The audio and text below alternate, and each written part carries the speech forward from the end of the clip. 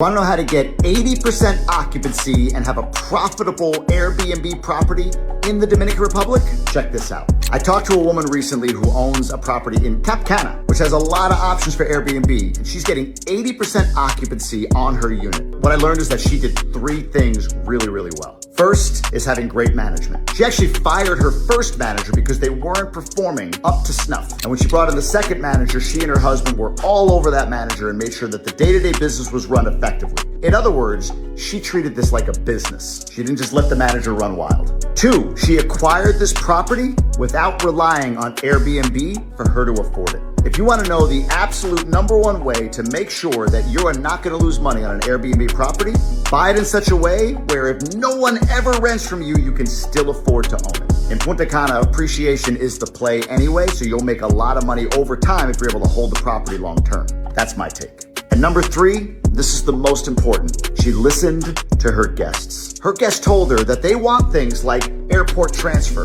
housekeeping, delivery of groceries, and other services they're willing to pay a fee for. By listening to her guests and understanding their needs, she implemented these things, charges the guests a fee, which they gladly pay, and they get everything they need taken care of for them. What's the lesson here? You need to stand out. In a market where there's a ton of Airbnbs, just in Cap Cana, let alone the entirety of Punta Cana, this woman is achieving an 80% occupancy rate by being tuned in to what people need. Be sure to save this one, share it with anybody else that's buying Airbnb in Punta Cana, in the Dominican Republic, or really anywhere. Great lessons all the way around.